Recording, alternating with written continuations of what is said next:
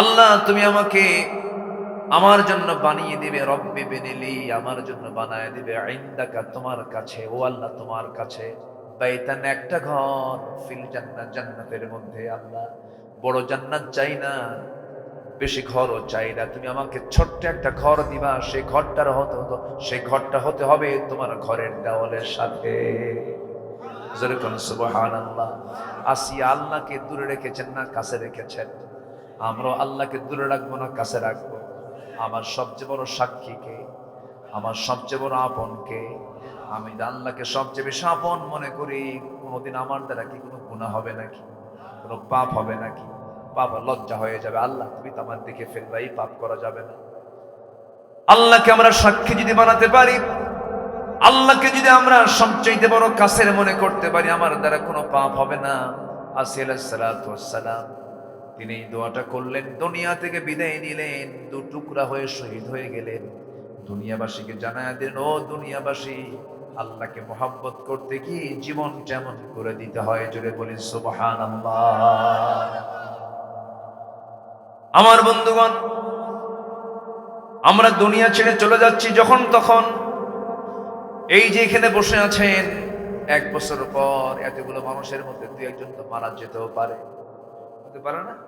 আমিও যেতে পারি, আপনিও যেতে পারেন। আজ থেকে 100 বছর পর কেউ কি থাকবো নাকি আমরা? আজ থেকে 100 বছর আগের মানুষ কি দুনিয়াতে আছে নাকি? ম্যাক্সিমাম তো সব চলেই গেছে।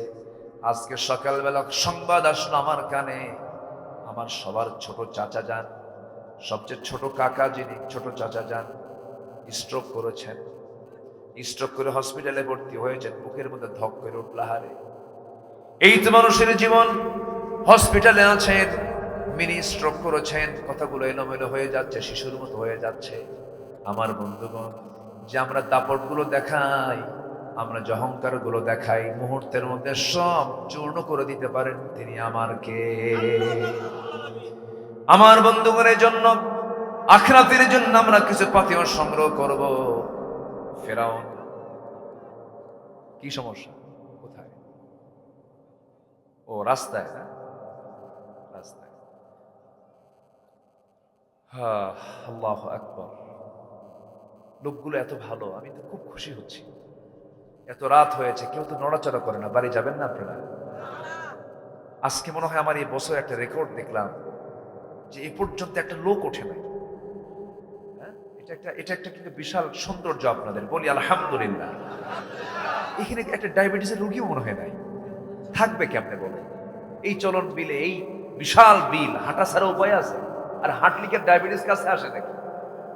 আসে না, বলি আলহামদুলিল্লাহ। এই যে মুরব্বী বসে আছেন, কোনো নড়াচড়া নাই, আছে, কোনো টেনশন নেই। শীতের রাত, চাপ তো একদিকে থাকে, ঘাম ঘুম তো নাই, নিম্নচাপ তো লেগেই থাকে, তাও তো নড়াচড়া নাই, কত সুন্দর বসে আছেন, বলি আলহামদুলিল্লাহ। অনেক ভালো। আমরা সময় দিচ্ছি তো, আমরা সময় দিচ্ছি তো ইনশাআল্লাহ। আমরা কি জান্নাত পেতে চাই না? সবাই কি জান্নাত পেতে চাই? টিকিট কাটতে হবে কিসের? জান্নাতের। বলেন কিসের? বলেন বলেন বলেন। সেই টিকিটটা পাওয়া যাবে কোথায়? কোন কিতাবে পাওয়া যাবে?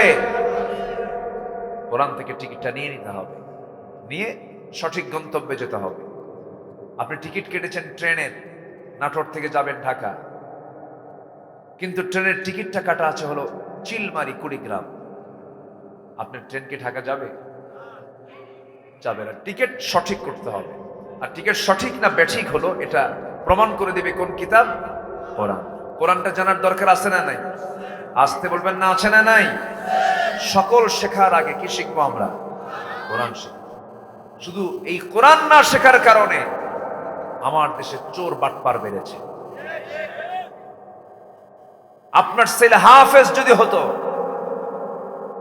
আমার দেশের এমন শিক্ষা ব্যবস্থা যদি থাকতো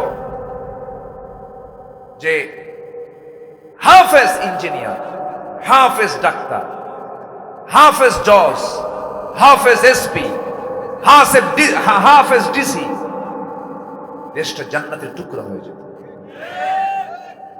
তাহলে প্রথম শেখা কি দরকার? কি দরকার? কি দরকার বলেন? কোরআন। পদ্মা সেতুর মতো একটা বিশাল, একটা বড় প্রজেক্ট আমার দেশে সম্পূর্ণ হয়েছে বিগত সরকারের আমলে, প্রশংসার দাবি রাখে। পদ্মা সেতুর উদ্বোধনে বাংলাদেশের কত ভালো ভালো হাফেজ আছে, যাদের তেলাওয়াত শুনে কাবা শরীফের ইমামরা কান্দে। কাবা শরীফের ইমামরা কান্দে যাদের তেলাওয়াত শুনে। হাফেজ জাকারিয়া, সালেহ আহমদ তাকরিম, নাজমুস সাকিব, আমি এদেরকে আমার এক মাহফিলে দাওয়াত দিয়েছিলাম। তেলাওয়াত গুলো কি যেন ওহী নাজিল হচ্ছে, কোরআনের যেন আল্লাহ পাক ওহী নাজিল করতেছে। কোরআনের সুর হচ্ছে পৃথিবীর শ্রেষ্ঠ সুর, কোরআন সহি করে পড়া ফরজ। অথচ পদ্মা সেতুর উদ্বোধনে কোন হাফেজকে দাওয়াত দেয়নি, কোন কারি সাহেবকে দাওয়াত দেয়নি। বিসিএস ক্যাডার একজন সূরা রহমান তেলাওয়াত করতেছে, শয়তানও কয় ওর তোর আমার তেলাওয়াত ভালো আছে। জানেন আপনারা, জানেন না? আজকে ইউটিউবে গিয়ে সার্চ দিবেন পদ্মা সেতুর তেলাওয়াত, দেখবেন যে হ্যাঁ তেলাওয়াত কি করছে মাশাআল্লাহ। লজ্জা নাই তো এদের? লজ্জা থাকলে কি এগুলো করতো বলেন? আল্লামা সাঈদী, আমার বুকটা ফেটে যায় জানেন। কি সম্পদটা, কি সম্পদটা আমরা হারিয়েছি। কত অবাধ্য সন্তান তার ওয়াজ শুনে মার পা ধরে মাপ চেয়ে বলছে, মা ভুল করছে, সাঈদীর ওয়াজ শুনলাম, আর তোমার সঙ্গে জীবনে বেয়াদবি করবো না। কত আদব পেয়েছে তার ওয়াজ শুনে মানুষ, কত পথ হারা পথ পেয়েছে। একটা আদর্শ নাগরিক তৈরির তিনি ছিলেন একজন, একটা ম্যাজিক। তার বক্তৃতার কি প্রভাব ছিল। 13টা বছর তাকে অযথা, কোনো কারণ নাই, উনি আল্লাহর নামের কসম খেয়ে বলেছেন 1971 সালের কোনো কাদা বাবালি আমার গায়ে লাগে নাই, কসম করেছেন তিনি, কোনো প্রমাণও পায়নি। সম্মানিত বন্ধুগণ, সম্মানিত ভাইয়েরা, সেই লোকটাকে 13টা বছর কষ্টে রেখে শেষ পর্যন্ত পরিকল্পিতভাবে সাজানো নাটক তৈরি করে সুস্থ মানুষকে জেলখানা থেকে বের করে হসপিটালে ভর্তি করায়া চিকিৎসার নামে পয়জনিং করে, বিষ প্রয়োগ করে আবু হানিফা রাহমাতুল্লাহ আলাইহির মতো তাকে দুনিয়া থেকে বিদায় করে দেওয়া হয়েছে। আমরা তাফসীর মাহফিলের এই প্ল্যাটফর্ম থেকে, এটা তারই তৈরি করা প্ল্যাটফর্মের একটা অংশ, এই দেশে তাফসীরুল কোরআন মাহফিল এই নামটা উনি চালু করেছেন প্রথম। ওনার যে অবদান, সেই লোকটাকে দুনিয়া থেকে বিদায় করলো যারা, এই তাফসীর মাহফিলের প্ল্যাটফর্ম থেকে সুস্পষ্ট ভাষায় জানান দিতে চায়, অবিলম্বে ওই হত্যাকারীদের গ্রেফতার করে চূড়ান্ত শাস্তি নিশ্চিত করা হোক। রাজি আছেন কারা কারা? হাত উঁচু করে দেখান মুসলমান।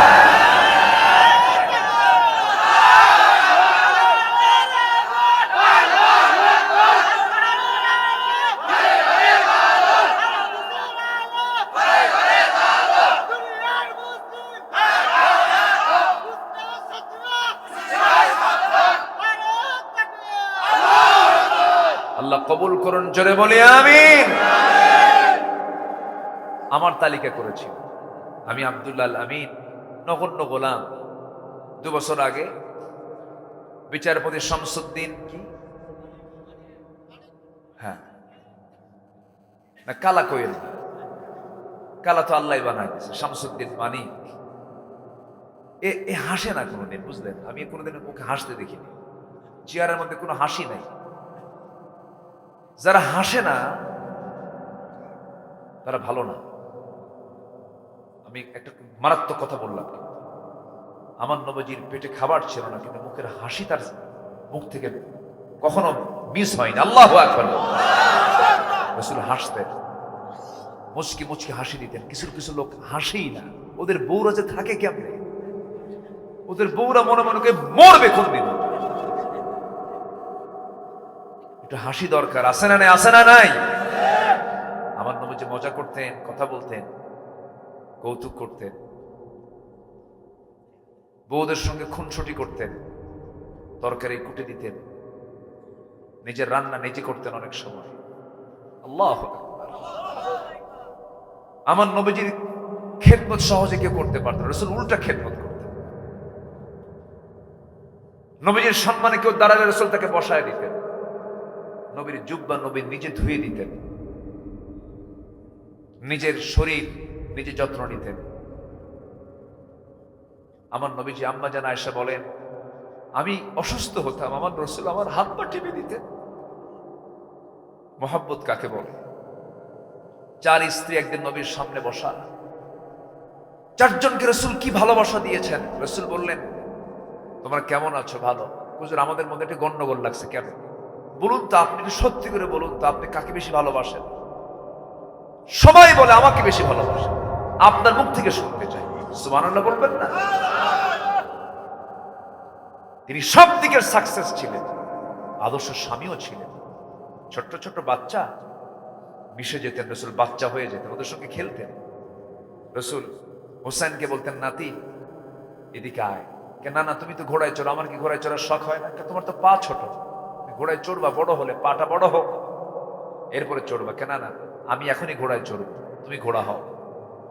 আমার নবীজি দুটো হাত সামনে দিতেন, হামাগুড়ি দিয়ে থাকতেন, আর হুসাইন লাফ মেরে নবীর পিঠের উপরে চড়তেন, আর পিছনে থাপড়ায় বলতেন, ঘোড়া যা। আমার নবীজি ঘোড়ার মতো গোটা ঘর ঘুরতেন। চরিত্র কাকে বলে? 4 স্ত্রী নবীর সামনে বলতেছেন, হুজুর আপনি সত্যি করে বলেন তো, আপনি কাকে বেশি ভালোবাসেন? কি ম্যানেজমেন্ট তার ছিল! আমার রাসূল বলেন, এখন বলা যাবে না, কালকে সকালে বলবো, যাও। কিভাবে তিনি উত্তর দিবেন দেখেন, কি প্ল্যান তিনি করেছেন। 8টা খেজুর নিয়েছেন, 2টা করে খেজুর আমার নবীজি 4 স্ত্রীর জন্য বরাদ্দ করলেন। প্রথম স্ত্রীর ঘরে ঢুকলেন, আম্মা জান আয়েশার ঘরে ঢুকে বলছেন, আয়েশা রে, আমি তোমাকে দারুণ ভালোবাসি, এই 2টা খেজুর তোমাকে দিয়ে গেলাম, আর তোমাকে বলে যাচ্ছি তোমাকে খুব বেশি ভালোবাসি, কিন্তু এই কথা যেন অন্য কোনো স্ত্রীর কানে না যায়। দ্বিতীয় স্ত্রী ঘরে গিয়ে একই কথা বললেন, 2টা করে খেজুর দিলেন। 4 স্ত্রীর ঘরে একই কথা বলে তিনি বিদায় নিলেন। পরের দিন সকালবেলা বুক ভরা আশা নিয়া সব চলে আসছে, রাসূল আজকে আমার নামটাই নিবেন। আমার নবীজি চুপ মেরে বসে আছেন, আবার মুস্কি মুস্কি হাসিও দিচ্ছেন। 4 স্ত্রীর সামনে বসে, হুজুর আপনি আজকে বলতে চেয়েছেন আমাদের কাঙ্ক্ষিত কথা, আপনি এখন আমাদের মধ্যে বলে দেন, আপনি কোন স্ত্রীকে সবচেয়ে বেশি ভালোবাসেন? আমার নবীজি বললেন, ও আমার স্ত্রীরা, আমি তাকেই সবচেয়ে বেশি ভালোবাসি। গত রাত্রিতে আমি যাকে লুকোচুরি করে 2টা খেজুর দিয়ে আসছি। যা, সুবহানাল্লাহ বলবেন না? কথা বোঝা গেল? কথা বোঝা গেল? কি ইনসাফ, কি ইনসাফ ছিল তার ভিতরে। যুদ্ধের ময়দান, সেখানেও ইনসাফ, সব জায়গায় ইনসাফ তিনি করেছেন। সেই রকির রসুলকে নেতা না বানায়া কোন আজে বাজে মোসারু গাজারু, নামাজ নাই, কালাম নাই, কিচ্ছু নাই, ওই সমস্ত নেতৃত্বের মুখে আমরা জুতা মারি, থুতু মারি। সকল নেতার পথ ছাড়ো, বিশ্ব নবীর পথ ধরো। ঠিক কিনা? বিশ্ব নবীকে নেতা বানাবো আমরা কাউকে নেতা মনে করি না। ঠিক কিনা? যে নেতা আমাকে আখিরাতে লাগবে, আখিরাতে দরকার আছে না নাই? কবরে দরকার আছে না নাই? রাসূলকে নেব আমরা সব জায়গায়। জোরে বলি ইনশাআল্লাহ। সাইয়্যিদুল মুরসালিন, তিনি হচ্ছেন নবীদেরও নেতা, নবীদেরও, মানুষের নেতা তো অবশ্যই, তিনি আবার নবীদেরও লিডার। তিনি আল্লাহু আকবার বলেন। কি রাসূল তিনি ছিলেন। তো শামসুদ্দিন মানিক মামলা দিছে, 116 জন আলেমের তালিকা করছে, আমরা নাকি রাষ্ট্রদ্রোহী। 2 বছরও যায় নাই, আলেমদের তালিকা করো। 2 বছরও যায় নাই, পালানোর জন্য সিলেট পছন্দ করছে। সিলেট হয়ে কি কয়, ত্রিপুরা হয়ে অথবা গুয়াহাটি হয়ে দিল্লি চলে যাবে। আপা বসে আছে ওই জায়গায়, চলে যাবে, কিন্তু পারে নাই। সিলেটবাসী তাকে খুব সুন্দর আপ্যায়ন করেছে, কলার পাতা দিয়েছিল, শুয়ে থাকেন। কোর্টে নেওয়ার সময় আরো সুন্দর আপ্যায়ন করেছে, বিসি শুদ্ধ আউট করছে। একটা আলেমের বিরুদ্ধে এত বড় বেয়াদব এটা, সে নিজে বলে প্রাউড করে, আমি। সম্মানিত বন্ধুগণ, ক্ষমতার বড়াই করা যাবে না, জুলুম করা যাবে না। টাকা পয়সা, হাজার হাজার কোটি টাকার মালিক, দেশের শীর্ষস্থানীয় একজন ধনী, চিন্তা করেন, পালানোর জন্য রাস্তা পাচ্ছে না, নৌকায় চড়ছে, বাড়িটা কাটছে। জানেন না আপনারা? জানেন না আপনারা? জানেন না? বাড়ি কাটছে। এখন বলেন তো, দাড়িটা রাখছে কি নবীর মহব্বতে? নবীর মহব্বতে দাড়ি রাখার রক্ষণটা বলেন তো। দাড়ি কাটছে, মাথার চুল কালো বানাইছে, পায়জামা খুলে লুঙ্গি পরছে। দিন দিন প্রমোশন হয় লুঙ্গি খুলে পায়জামা পরে, আর ওটা পায়জামা খুলে লুঙ্গি পরছে। দিন দিন প্রমোশন হয় শার্ট খুলে মানুষ পাঞ্জাবি পরে, ও পাঞ্জাবি খুলে শার্ট পরছে, গেঞ্জি পরছে। গেঞ্জি পুরা বন্ধু একখান নিয়া আইনমন্ত্রীকে নিয়ে নৌকায় চড়ছে। নৌকার বেড়ে না, কোস্টগার্ড ধরে কয়, স্যার আপনাকে চিনছি, চলেন থানায় স্যার। আইনমন্ত্রীকে, আমি কি একা আসছি এখানে? আমি তো জামাতের সাথে আসছি। কিসের সাথে আসছি? আমি তো একা আসি নাই, আমার সাথে আরেকজন আসছে। কে? কই যে বসে আছে, সেনা তো যায় না, মাথার চুল কালো। লোকটা কে? তরকারি বিক্রেতা মনে হয়। কে লোকটা? ভালো করে দেখো, ওটাই দরবেশ। সম্মান।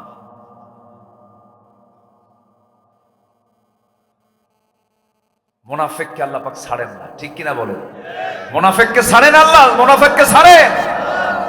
আমরা ইমানদার হব, জোরে বলি ইনশাআল্লাহ, জোরে বলি ইনশাআল্লাহ। এই জীবন কয়বার? পৃথিবীতে কয়বার?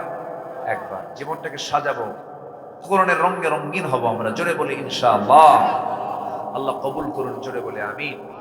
অনেক কথা জমা হয়ে আছে, সময়টা কম পেয়েছি, আমি একটু আগে উঠতে চাই। আমরা মাদ্রাসারও কালেকশন এসে উঠতে চাইছিলাম, যাক সমস্যা নাই।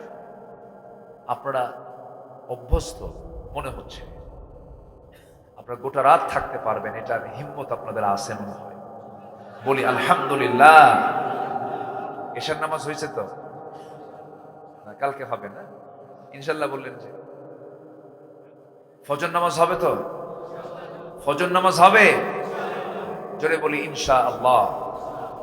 যার নামাজ নাই তার চরিত্র নাই, যার নামাজ নাই সে কোনোদিন প্রকৃত মুমিন হতে পারে না। শোনেন, এই দেশে নামাজি বেশি না বেনামাজি বেশি? এর জন্য দোষ কার বলেন? হ্যাঁ, আপনার দোষ নাই না? দেখছেন, সব দোষ সরকারের। নিজে পড়লাম না নামাজ, দোষ দিয়ে রাখছে আরেকজন।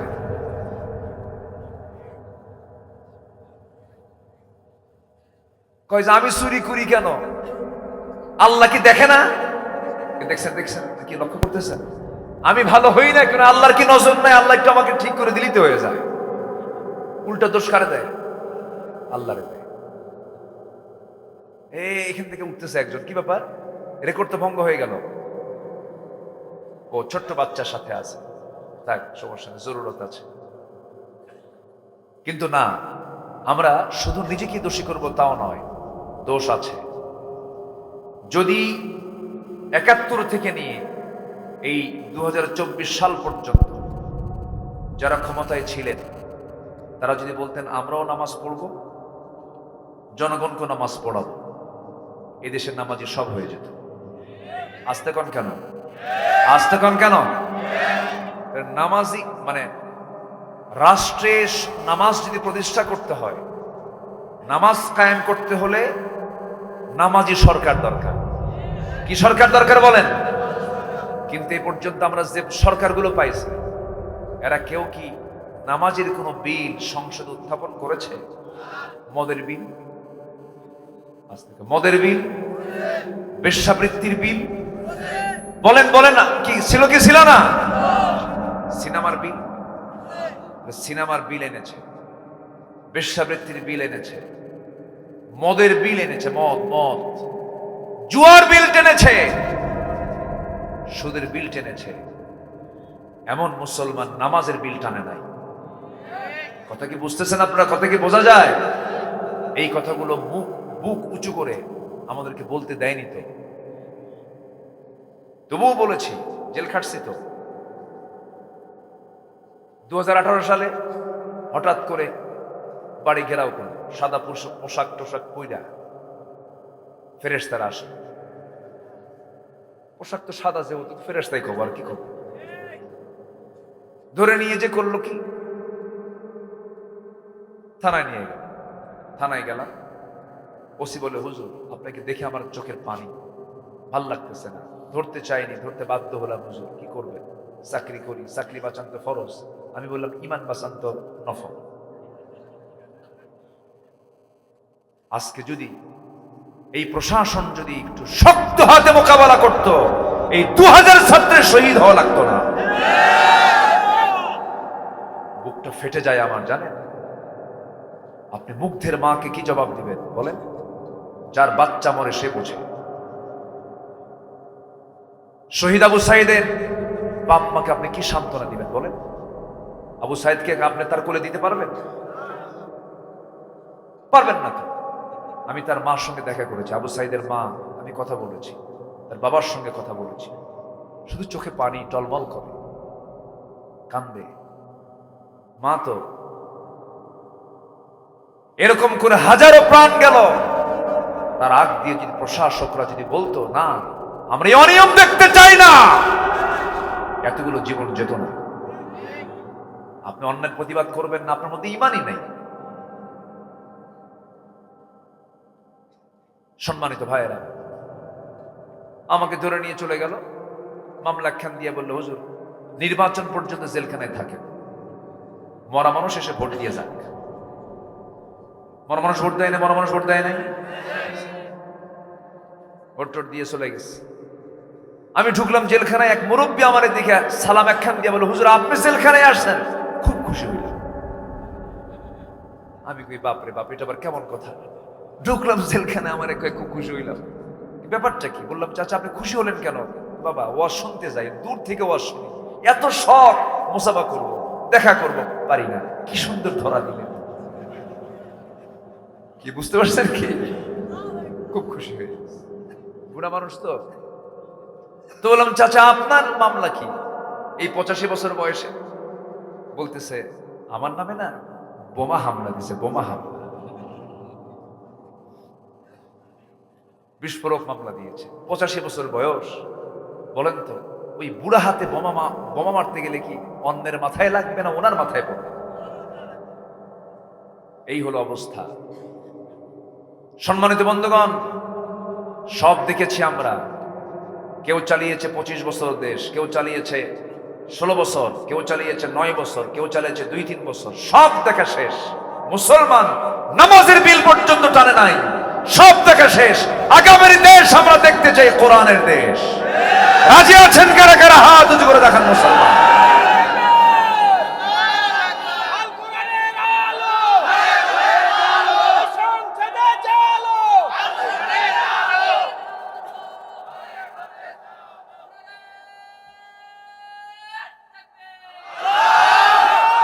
আল্লাহ কবুল করুন, জোরে বলি আমিন। সূর্য আমাদের ক্ষতি করে না কল্যাণ দেয়? সূর্য আমাদের ক্ষতি করে না উপকার করে? সূর্যের ক্ষতি পাই না উপকার পাই? ওই সূর্যের রবকে, ওই চাঁদের রবকে, এই কোরআন কে নাজিল করেছেন? এটার কি ক্ষতি হবে? এটা আসলে কি ক্ষতি হবে? জাতিকে এটাই বুঝান গেল না। জাতি বিড়ি পাইলে ইমান বেছে, বিড়ি পাইলে কি বেছে? বিড়ির কাছে ইমান শেষ। হাইয়ে বিড়ি খায় জাতি, ওরে বাপরে বাপ। শীত আসলে আরো বেসামাল হয়ে যায়, প্রতি টানে তৃপ্তি আনে, এক টানে ধোয়া 3 টানা আছে না নাই? খায়, চরম খাওয়া খায়। অর্থমন্ত্রীরাও এই 53 বছরে প্রত্যেকটা বাজেটই বিড়ির দাম বাড়াইছে। ধন্যবাদ তাদেরকে। প্রত্যেক বাজেটে বিড়ির দাম বাড়ে। যারা বিড়ি খায় তারা কয়, প্রয়োজনে বাড়ি বেঁচে খাবো, তুই বাড়া। ঠিক আছে না চাচা?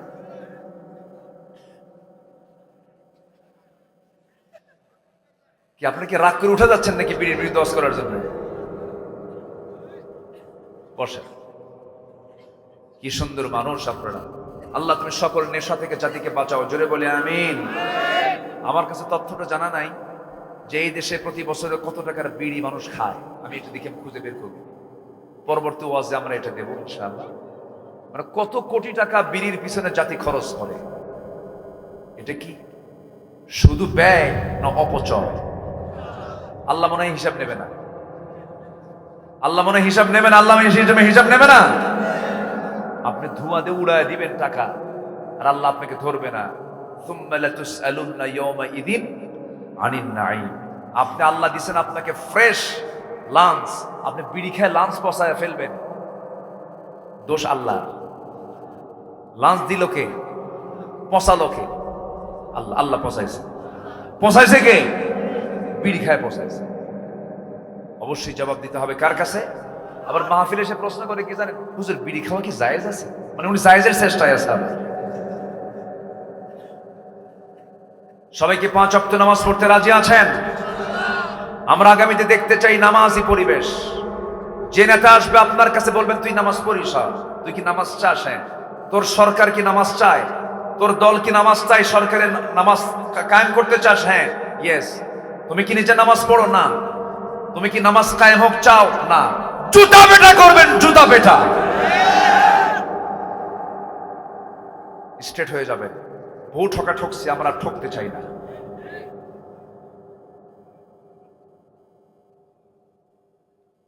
হ্যাঁ, বাস। আল্লাহ কবুল করুন, জোরে বলি আমিন। 5 ওয়াক্ত নামাজ পড়বেন কারা কারা, একটু হাত তুলে দেখেন দেখি। জোরে বলি ইয়া আল্লাহ, ইয়া রহমান। আমাদেরকে 5 ওয়াক্ত সালাত আদায় করার তৌফিক তুমি আল্লাহ দিয়া দাও। জোরে বলি আমিন, আরো জোরে আমিন, আরো জোরে আমিন। কষ্ট পেলেন? বাড়িতে মা বোন আছে না নাই? তাদেরকে নামাজ পড়াবেন। জোরে বলি ইনশাআল্লাহ। বৃষ্টি আসতেছে না, কুয়াশা। আমরা ইবাদত করি, আমাদের ইবাদত গুলো যায় কোথায় জানেন? সুদ খায়া শেষ করে। কি খায় শেষ করে বলেন? সুদ। সুদ কি সিংড়ায় আছে? না। সুদ আছে? এই সময় কি উঠবেন না, যে উঠবে ভাববে উঠে সুদ খায়।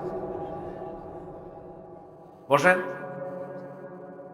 এই তো আর কিছুক্ষণ, আমি আর কিছু সময় শুধু ফিনিশিং দেব, একটু বসেন না, কেউ উঠবেন না। সুদ ওয়াজ করে কোনোদিন বন্ধ হবে বলেন তো? টাইম করে বন্ধ করতে হবে। রাষ্ট্রীয়ভাবে সুদ আছে, সেই সুদ রাষ্ট্রীয়ভাবে উঠে দিলেই সমাজ থেকে সুদ শেষ। যে সুদের কারবার করবে পুলিশ থেকে খুঁজে বের করবে, ঠিক কি না? সুদের কারবার করলে পর ইবাদত কবুল হবে না। এত দোয়া করি, দোয়াগুলো যায় কোথায়? যে বান্দার মুখ থেকে মিথ্যা কথা বের হয় না, তার দোয়া আল্লাহ রাব্বুল আলামিন কবুল করবেন। মুখটাকে পবিত্র রাখবো আমরা, মিথ্যা কথা না বলে মুখটাকে পবিত্র রাখবো আমরা। মূল আলোচনার বিষয় যেখান থেকে আমি তেলাওয়াত করেছি, আল্লাহ রাব্বুল আলামিন বলছেন, বান্দারে তুমি যে এত ইবাদত করো, তোমার কোন ইবাদত আমি আল্লাহর দরবারে কবুল করব না। তুমি যদি 10টা ভুল, 10টা অপরাধ যদি তোমার জীবন থেকে না মাইনাস করে, নাম্বার 1 হলো মুনাফিকে বাদ দিয়ে দাও। কি বাদ দিয়ে দাও বলেন? মুনাফিকি বাদ দিয়ে দাও। মুনাফিক তারা যারা মিথ্যা কথা বলে, যারা ওয়াদা ভঙ্গ করে, যারা আমানতের খেয়ানত করে, যারা বেফাস কথাবার্তা বলে, খালি বলে কথা হইলে বলে খেলা হবে। কইছে না খেলা হবে? এটা কি ভালো কথা না বেফাস কথা বলেন তো? এটা কি কোনো বিজ্ঞ ব্যক্তির কথা এটা হতে পারে? একটা ওয়েটফুল মানুষের কথা কি এটা হতে পারে? বলে খেলা হবে। কই, লোকই তো নাই। বেকুফ এগুলো। যারা বেফাস কথাবার্তা বলে, যারা মিথ্যা কথা বলে, যারা ওয়াদা ভঙ্গ করে, যারা আমানতের খেয়ানত করে, তারাই হলো মুনাফিক, তারা হলো মুনাফিক। চিন্তা করে দেখুন, অর্ধ দুনিয়ার শাসন করত ওমরের কথা আমরা বলছিলাম, আবু বকরের কথা আমরা বলছিলাম। কি শাসক তারা ছিলেন, কি তাদের মধ্যে সততা কাজ করেছে। একটু কান দিয়া, হৃদয় দিয়ে শোনার চেষ্টা করুন। তাদের মধ্যে কি ইখলাসটা ছিল? কোনো মুনাফিকি ছিল না। সাইয়েদনা আবু বকর রাদিয়াল্লাহু তাআলা আনহু রাতের বেলা খালি পায়ে হাঁটতেন। কি পায়ে? খালি পায়ে হাঁটতেন। তাও পাথরের রাস্তা। কিসের রাস্তা বলেন? চোকা চোকা পাথর থাকতো রাস্তায়, খালি পায়ে হাঁটতেন। একদিন আবু ওমর ফারুক রাদিয়াল্লাহু আনহু দেখে ফেললেন। তিনি বলছেন, আমার আমিরুল মুমিনিন আবু বকর, রাতের বেলা আপনি খালি পায়ে হাঁটেন কেন? পা তো ফেটে যাবে, রক্তাক্ত হয়ে যাবেন, চামড়া ফেটে রক্ত বের হয়ে যাবে। তিনি বললেন, ওমর রে, আমি তো জুতা পায়ে হাঁটতে চাই, কিন্তু খড়ম জুতা পায়ে হাঁটলে পরে আওয়াজ হবে, আর এই আওয়াজে যদি কোনো নাগরিকের কানে যদি চলে যায়, ঘুম যদি ব্যাঘাত হয়ে যায়, কিয়ামতের দিন আমি আবু বকর আসামির কাঠগড়ায় দাঁড়িয়ে তারা জবাব দিতে হবে। সুবহানাল্লাহ বলবেন না? আল্লাহু আকবার। কি কথা বলে দিলেন তিনি, দেখেন, আমি যদি জুতা পায়ে হাঁটি, আমার জুতার আওয়াজ, হাঁটার আওয়াজ ঘুমন্ত ব্যক্তির কানে চলে গেলে তার ঘুম যদি নষ্ট হয়ে যায়, কিয়ামতের দিন আমাকে আসামির কাঠগড়ায় দাঁড়িয়ে তারা জবাব দিতে হবে। আর একজন নেতা আসবেন, নাটোরে সিরাজগঞ্জ রোড থেকে সব রাস্তা ব্লক, কি আছে না নাই, গাড়ি বন্ধ, সবকিছু বন্ধ। নেতা আসছেন, সামনে 50টা গাড়ি, পিছনে 50টা গাড়ি। আপনি কত বড় নেতা হয়েছেন, আবু বকরের চাইতে বড় নেতা হন নাই। আবু বকর রাতের বেলা একা একা হাঁটলেন, কাউকে নিলেন না, খালি পায়ে হাঁটেন, জনগণের যেন অসুবিধা না হয়। জনগণের রাস্তার অসুবিধা তৈরি করে যারা এই সমস্ত ফোর্স নিয়ে চলে, সম্পূর্ণ সম্পূর্ণ অন্যায় অন্যায় অন্যায়, ঠিক কিনা? অন্যায়। একটা মানুষ হাঁটবে, ওমরে ফারুক রাতের বেলা একা একা চলতেন, কাউকে নিতেন না, তারা তো জনগণের নেতা ছিলেন। এখন এতগুলো লোক নেয় কেন জানেন? জনগণ ফ্রি পাইলে তো কাবাবার সালাদ বানায় ছাড়বে, বুঝলেন? ভয় চলে। আমার বন্ধুগণ, তারা ছিলেন খাদেম। সাইয়েদনা আবু বকর রাদিয়াল্লাহু তাআলা খেলাফত আমল, নতুন খেলাফতের দায়িত্ব গ্রহণ করেছেন। তার আগ দিয়ে তিনি এক মহিলার বাড়িতে গিয়ে কাজ করে আসতেন। মহিলা মানে বৃদ্ধা মানুষ, বয়স্কা মানুষ, বুড়ি মানুষ, তার স্বামী নাই, ছেলে মেয়ে কেউ নাই, তার খেদমত করার জন্য কেউ নাই।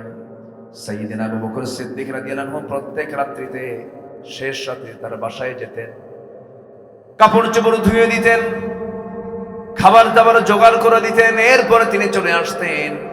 এরকম করে তিনি প্রত্যেক রাতে এরকম খেদমত করে আসেন। ওমরে ফারুক একজন ওই মহিলার খেদমত করার জন্য দরজায় গিয়ে নক করছেন। মহিলা ভিতর থেকে বলছেন, কে ডাকো, আপনার কোনো খেদমত লাগবে নাকি? না, কিছুক্ষণ আগে একজন মানুষ আমার খেদমত করে গেছে। ওমরে ফারুক মনে মনে চিন্তা করেন, কোন খাদেম আছে দেখি তো, এই মদিনায় কোন খাদেম এই মহিলার খেদমত করে। ওই মহিলার ঘরের পাশে গিয়ে দাঁড়ায় থাকলেন, আড়াল করে কোন পুরুষটা আসে, কোন লোকটা আসে তার খেদমত করার জন্য। প্রথম দিন পেলেন না, দ্বিতীয় রাত্র পেলেন না, তৃতীয় রাত্রি তো উকি মেরে তাকায় থেকে দেখেন কেউ না। প্রথম খলিফা আবু বকর সিদ্দিক ওই মহিলার ঘরের মধ্যে ঢুকলেন। জোরে বলি সুবহানাল্লাহ। বের হলে বললেন, আমিরুল মুমিনিন, খেদমত করার সুযোগ আমাদেরকে একটু দেন, সব আপনি একাই করবেন। সাইয়েদনা আবু বকর বলছেন, ওমর, হাসরের ময়দানে তোমার আমলনামা আমার পিঠে আসবে না, আমার আমলনামা তোমার পিঠে যাবে না। কিয়ামতের দিন আমার আমলনামা আমাকে নিয়ে উঠতে হবে। আমার প্রতিবেশীর হক আমাকে আদায় করতে দাও, আমি কারো অপেক্ষায় থাকবো না।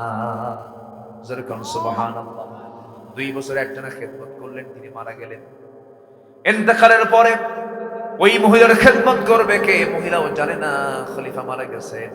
প্রথম খলিফার ইন্তেকাল হয়ে গেছে, তিনি বৃদ্ধ মানুষ, তার কানে কেউ সংবাদ দেয় নাই। ওমরে ফারুক পরের দিন পরের রাত্রিবেলায় দরজায় গিয়ে নক করছেন, দরজা খুলে গেল। মহিলা ভাবছে মনে হয় আগের খাদেমটা এসেছে খেদমত করার জন্য। রান্না বান্না সবকিছু কমপ্লিট করে, খাবার দাবার জোগাড় করে, সবকিছু রেডি করে তিনি ঘর থেকে বের হয়েছেন। মহিলা খেতে বসেছেন, বৃদ্ধা নারী খেতে বসেছেন।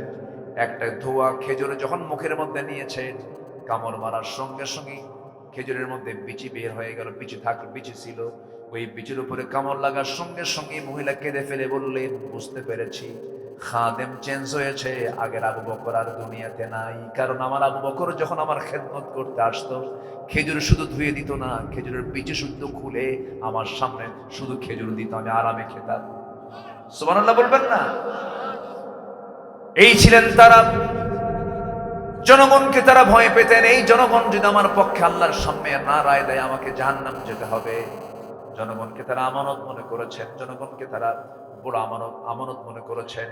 ওমরে ফারুক একদিন কাঁদতে কাঁদতে বলছেন, তোমরা কি জানো, ফোরাত নদীর তীরে একটা কুকুর যদি অনাহারে মারা যায়, কি অনাহারে মারা যায়? কুকুর কি মারা যায়? কুকুর যদি অনাহারে মারা যায়, ইরাকের রাস্তা খারাপের কারণে গর্তের মধ্যে যদি উটের পা পড়ে, উটের পা যদি ভেঙে যায়, আমি ওমর, ওই কুকুর কেন মারা গেল, উটের পা কেন ভাঙলো, আমাকে তার জবাব দিতে হবে আল্লাহর আদালতে। কি চিন্তা তারা লালন করেছেন, কি চিন্তা নিয়ে তারা চলেছেন। কোন এক রাতের কথা আমার মনে পড়ে গেল।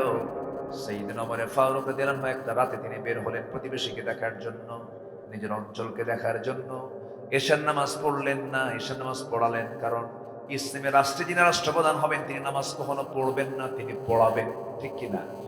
রাষ্ট্রের দায়িত্ব, রাষ্ট্রপতির দায়িত্ব নামাজ পড়া না পড়ানো। রাষ্ট্রেরও নেতা, নামাজেরও নেতা।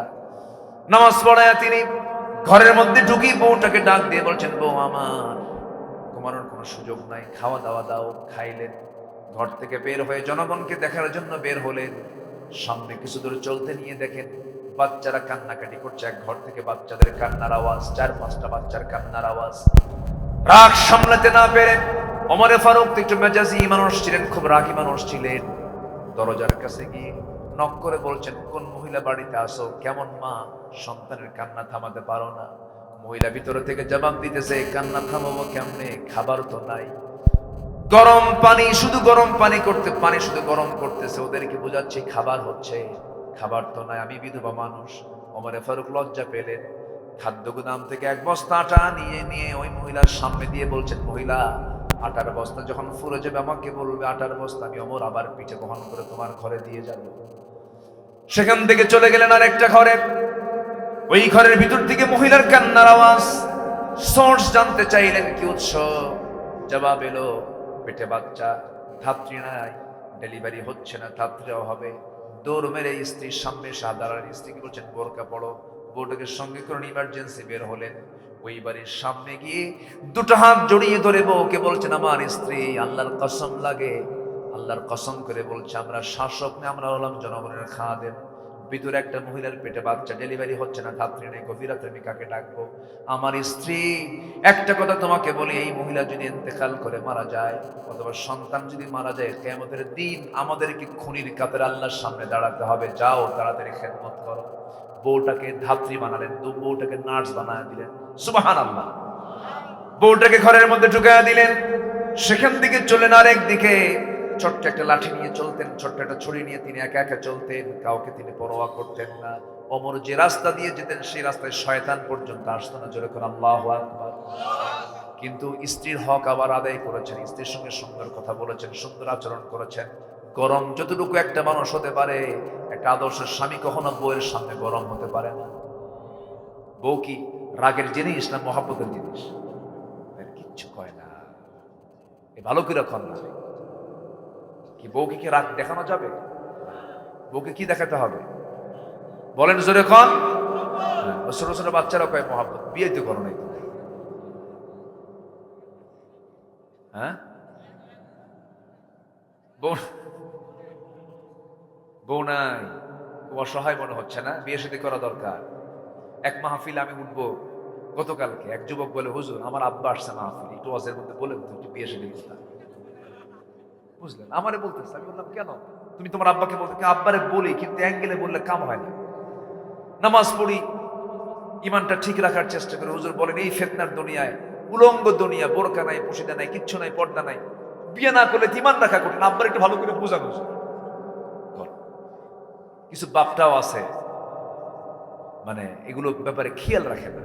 উচিত বিয়ে শাদী করে দেওয়া উচিত। আসতে কয় ঠিক কিনা? বুড়া চাচাও কয় ঠিক। জি, বিয়ে দিয়ে দিবেন। যুবকরা একা একা দিক করবা না, একা একা করলে কিন্তু ঠকবা, একদম এমন ঠকা ঠকবা, সারা জীবন পস্তাবা। বাপ মাকে সাথে নিয়ে করবা। বিয়ার আগে কোনো প্রেম হয় না। আর যদি কেউ বিয়ার আগে প্রেম করো, ওটা প্রেম হবে না, ওটা হবে নোংরামি, জেনা।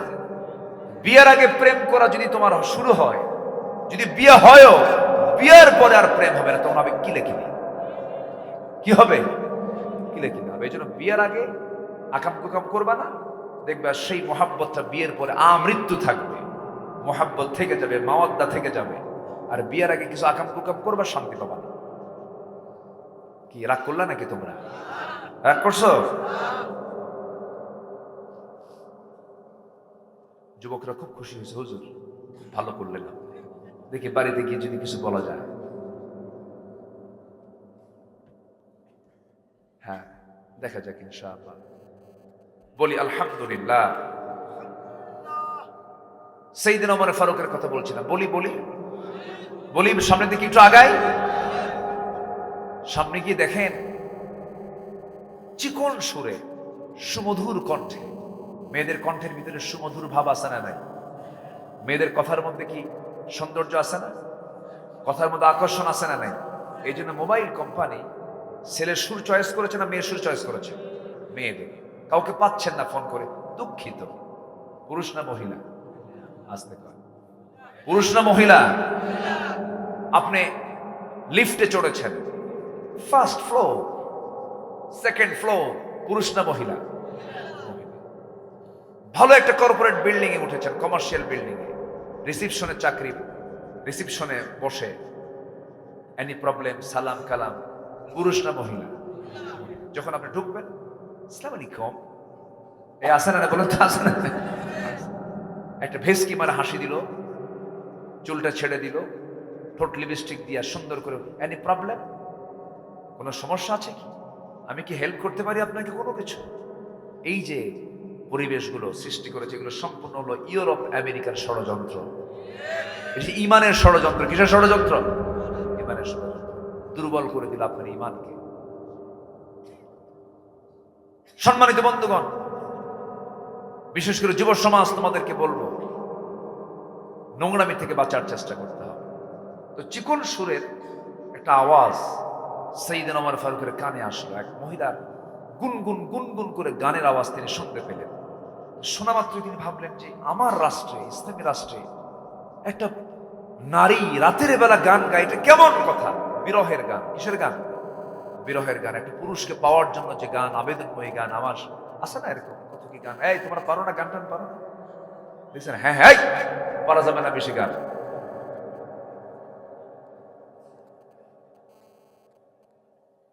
বিরহের গান যখন গাচ্ছিল মহিলা, সাইয়েদনা ওমর ফারুক রাদিয়াল্লাহু তাআলা আনহুর কানে যখন চলে গেল, তিনি খেপে গেলেন।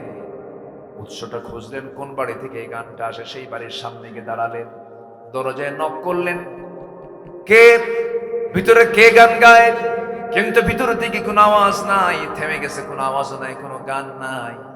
দরজায় ডাক দিলেন, দরজাও খোলে না। পিছন দিকে চলে গেলেন, পিছন দিকে গিয়ে আস্তে করে দরজা না খোলার কারণে বেড়াটা টানলেন, খেজুর পাতার বানানো বেড়ার ঘরে টান মারলেন, ভিতরে ঢুকে পড়লেন। ঢুকে পড়ে দেখেন মাথায় কাপড় দেওয়া পর্দার পরিবেশ নিয়ে একটা মহিলা দাঁড়ায় আছে, সামনে একটা প্রদীপ জ্বালানো, মহিলার সামনে দাঁড়ানো। সাইয়েদনা ওমর ফারুক বলেন, মহিলা তুমি ইসলামী রাষ্ট্রের ভিতরে কেন গুনগুন করে বিরহের গান গাও? তুমি কি আল্লাহর কালাম পড়তে পারো না? নামাজ কি পড়তে পারো না? মহিলা ওমর ফারুককে না চিনতে পেরে বলে, আপনার পরিচয় আমি জানি না, তবে আমি ভুল করেছি, আমি গান কি আমার অপরাধ হয়েছে একটা, কিন্তু আপনি আমার ঘরের মধ্যে যে ঢুকলেন, আমি তো দরজা খুলি নাই, আমার স্বামীও ঘরের মধ্যে নাই, আপনি আমার ঘরের মধ্যে পেছন দিক দিয়ে ঢুকে দোষ করেছেন মোটে 4টা। আমি দোষ করলাম একটা, আপনি করলেন 4টা। কি কি দোষ বলো? নাম্বার 1, সালাম দিয়েছেন নাকি না? নাম্বার 2, আপনি অনুমতি নিয়েছেন নাকি না? নাম্বার 3, আপনি দরজা দানা ঢুকে আপনি আমার বেড়া ভাঙলেন, আমার সম্পদ নষ্ট হলো। নাম্বার 4, আপনি একজন পরপুরুষ, আমি একজন পরনারী, যদিও পোশাক পরেছি পর্দার, কিন্তু আমার পর্দার খেলাফ একটু হলেও হয়েছে, আমি আপনাকে ছাড়বো না। সাইয়েদনা ওমর ফারুক নিজের পরিচয় সম্পূর্ণ গোপন করে বলছেন, মহিলা তুমি কি করবা বলো? আপনি কি চেনেন ওমর রেখে? আপনি কি ওমর রে চেনেন নাকি? আগামীকালকে সূর্যোদয় হওয়ার সঙ্গে সঙ্গে আমি আপনার বিরুদ্ধে মানহানির মামলা দায়ের করবো ওমরের আদালতে। কার সামনে কয়? কার সামনে? সাইয়েদনা ওমর ফারুক শুনতেছেন আর মনে মনে চিন্তা করছেন, হারে কি কয় রে। এবার বলতেছেন, তুমি যে লোকটার সামনে গিয়ে আমার বিরুদ্ধে তুমি মামলা দেবে, আমার জানা মতে সেই লোকটা ওমর, লোকটা তেমন ভালো না। নিজের কথা কি ভালো বলা যায় নাকি? বলে ফেলেন, লোকটা ওমর তো ভালো না। মহিলা বলে, দোষ তো আরেকটা যোগ হলো। দোষ আরেকটা কি হলো? যোগ হলো। আপনি ওমরের বিরুদ্ধে কথা বলা মানে আপনি বড় অপরাধী এই দুনিয়াতে একমাত্র যোগ। ফারুক বলছেন, মহিলা শোনো, মামলা কি সত্যি দিবে নাকি? মামলা দেবো আমি। কেন দিবেন? কেন দিবে মামলা? কেন? আপনি অনেক দোষ করে ফেলেছেন। সাইয়েদনা ওমর ফারুক বলছেন, শোনো, মামলা তো দিবে, ভালো কথা। তোমার গান গাওয়ার কারণটা কি একটু বলো তো? গান গাওয়ার কারণ হলো, আজকের থেকে 4 মাস আগে আমার স্বামীকে এই জনপদের খলিফা ওমর ফারুকের লোকজন সীমান্ত নিয়োগে তাদেরকে চাকরি দিয়ে দিল। খলিফা ওমর ফারুকের লোকজন এসে তার নির্দেশ আমার স্বামীকে নিয়ে চলে গেল। আমি আমার স্বামীর সঙ্গে নতুন সম্পর্ক করেছি, নতুন বিয়ে হয়েছে, মাত্র 4 থেকে 5 দিন স্বামীকে পেয়েছি। আমার যৌবন ভরা আমার জীবন, আমার বয়স কম, মাত্র স্বামীকে 4 দিন পর পরে যখন 4 মাস গত হতে চলেছে, আজ পর্যন্ত স্বামীর কোনো দেখা নেই, সাক্ষাৎ নাই। রাতের বেলা নামাজ পড়ে শুয়েছি, মাঝরাতের দিকে ঘুম আমার ভেঙে গেছে, স্বামীর প্রতি আমার মহব্বত জেগে গেছে। বৈধ স্বামীকে পাওয়ার জন্য আমি গভীর রাতে গুনগুন গুনগুন করে বিরহের গান গাচ্ছি আমার স্বামীকে পাওয়ার জন্য। ওমরে ফারুক মনে মনে চিন্তা করলেন, দোষ তো আরেকটা যোগ হলো। কি কথা কি বুঝতেছেন আপনারা? বিশাল চিন্তায় পড়ে গেলেন। এবার ওমর ফারুক তো শাসকদের শাসক, বিচারকদের বিচারক, তিনি বুঝেন কেমনে এই মামলা ঢিসমিস করে দেওয়া যায়। এবার মহিলা কি সত্যি, এবার ওমর ফারুক বলছেন, মহিলা শোনো, সত্যি কি তুমি মামলা দিবে নাকি? হ্যাঁ, মামলা দিয়ে দেবো। সে তো জানে না, মহিলা জানে না কোন লোকটার সামনে সে কথা বলে। এবার বলছে, মহিলা শোনো, তুমি যে আমার বিরুদ্ধে মামলা দিতে যাচ্ছ ভালো কথা, তোমার স্বামীর জন্য তুমি কাঁদতেছ, তোমার স্বামী তুমি চাও না, কে চাই? তোমার সেই প্রত্যাশিত আকাঙ্ক্ষিত স্বামীকে যদি আগামীকাল সূর্যোদয়ের একটু আগ দিয়ে তোমার সামনে যদি হাজির করে দিই, তুমি কি আমার বিরুদ্ধে মামলা দিবা নাকি? মহিলা মুসকি হাসি মেরে বলে, সূর্যোদয়ের আগে কেন, সারাদিনের মধ্যে হাজির করলে আপনার বিরুদ্ধে কোনো মামলা হবে না। দেখছেন, জায়গা মতো দিয়ে দিচ্ছেন। কি কথা কি বোঝে কেন? উনি তো জানতেন, উনি তো জানেন যে এই মহিলার চাওয়াটা কি। চাওয়ার জায়গায় তিনি নক করলেন, বলেন, মহিলা থাকো, তোমার স্বামীকে তুমি পেয়ে যাবে। নিজের কথা তিনি আড়াল করলেন, পরিচয় দিলেন না একবারের জন্য। চলে আসলেন, বউকে বলেন, বউ আমার, একটা স্ত্রী তার স্বামীকে ছাড়া কতদিন পর্যন্ত থাকতে পারে? ওয়াল মুতাল্লাকাতু ইয়াতারাব্বাসনা বিআনফুসিহিন্না সালাসাতা কুরু। 3 মাস পর্যন্ত হয়ে গেছে, 4 মাস। চিফ ইন কমান্ডারকে ডাক দিয়ে বলেন, এই সেনাবাহিনী প্রধান, আজকে থেকে প্রত্যেক সৈনিকের ছুটি 3 মাস পর পর বাধ্যতামূলক করা হলো, যাও। অমক বেড়াকে অমক নামে একজন আল্লাহর গোলাম আছে, তাকে ছুটি মঞ্জুর করো, তাড়াতাড়ি নিয়ে পাঠায় দাও। আল্লাহু আকবার বলবেন না? নিজের ভুলগুলো খুঁজে বের করেছেন, নিজে বের হয়ে, আমার ভুলগুলো কোথায় সব খুঁজে খুঁজে বের করে নিজে সংশোধন হয়েছে। আল্লাহু আকবার। খলিফা ওমরের শাসন আমলে তার বিরুদ্ধে এক বিচারক রায় দিয়েছিল, অনেক লম্বা কথা বলবো কখন। রায় দিয়েছে বিচারক ওমরের বিরুদ্ধে, খলিফার বিরুদ্ধে। উনি খুশি হয়ে পরের দিন মজলিসে শুরা বৈঠকে তিনি বললেন, একজন শাসক আমি বিচারক পেয়েছি যে আমার বিরুদ্ধে রায় দিয়েছে, সে আমাকে দেখে নাই, সত্য রায় দিয়েছে। ওকে আমি আঞ্চলিক বিচারপতি না বানায় আমি তাকে চিফ জাস্টিস বানায় দিলাম। সুবহানাল্লাহ বলবেন না?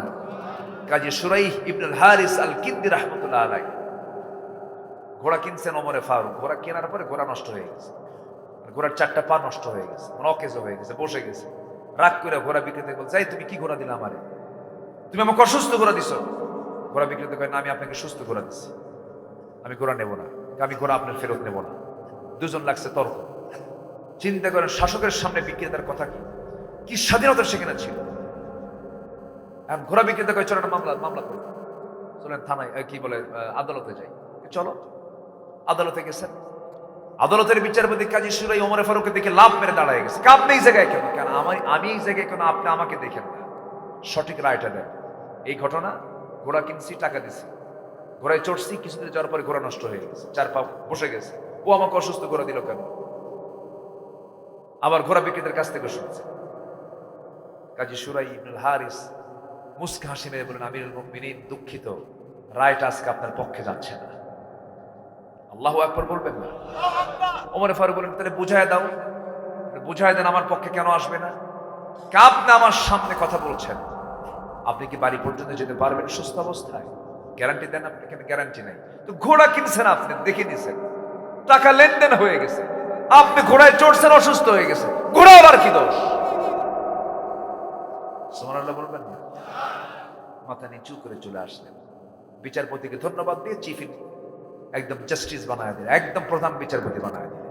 আর আমার দেশে পাগলা বানায় বাইরে পাঠায়। কি কথা কি মিলে? কথা কি মিলে?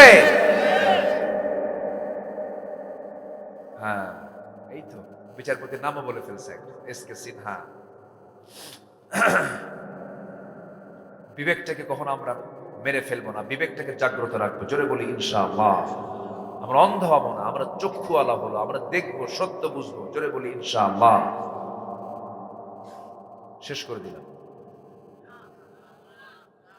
আলোচনা। চলো চলো হুজুর বলুন।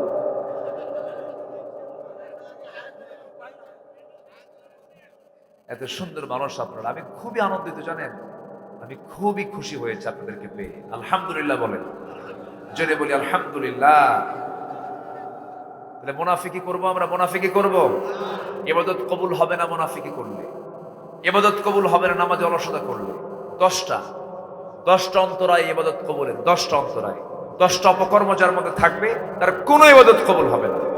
কার কথা? আসতে বলবেন না, কার কথা? এর মধ্যে এক নম্বর হলো মুনাফিকি করা। কি করা বলেন তো? মুনাফিকি করা। মুনাফিক তো সিংড়ায় নাই। নাম্বার 2 হচ্ছে নামাজে অলসতা করব না আমরা। সবাই কি নামাজ পড়তে রাজি আছেন তো? নামাজ হচ্ছে সকল ইবাদতের মূল। এটা মূল, একদম একটা মানুষের বডি মাথা থেকে পা পর্যন্ত মূল জায়গা কোনটা বলেন তো? বলেন মূল জায়গা কি? মাথা। তেমনি সকল ইবাদতের মূল কি? নামাজ। মূল কি? নামাজ। নাম্বার 3, আল্লাহ এবং রাসূলের সঙ্গে যারা অবাধ্যতা করবে তাদের কোনো ইবাদত কবুল হবে না। আচ্ছা, নাম্বার 4 হলো আল্লাহর সঙ্গে যদি কেউ শিরিক করে তার কোনো দোয়া কবুল হবেই না, তার কোনো আমলই কবুল হবে না। দেখবেন আমার দেশের কিছু লোক আছে, মাজার দেখলে ওর মাথা খারাপ। ট্রাক নিয়ে যাচ্ছে, মাজার সামনে পাইছে, বস ড্রাইভারকে বলে থামান, চাকা বাস্ট হবে, মাজার শরীফ সামনে। মাজার পাইলো, কসকসে একখান 500 টাকার নোটটা নিয়ে মাজারে দিয়ে বললো, বাবা আমার দিকে নজর রাখো। কি কথা কি বুঝতেছেন আপনারা? নজর রাখবেন কে?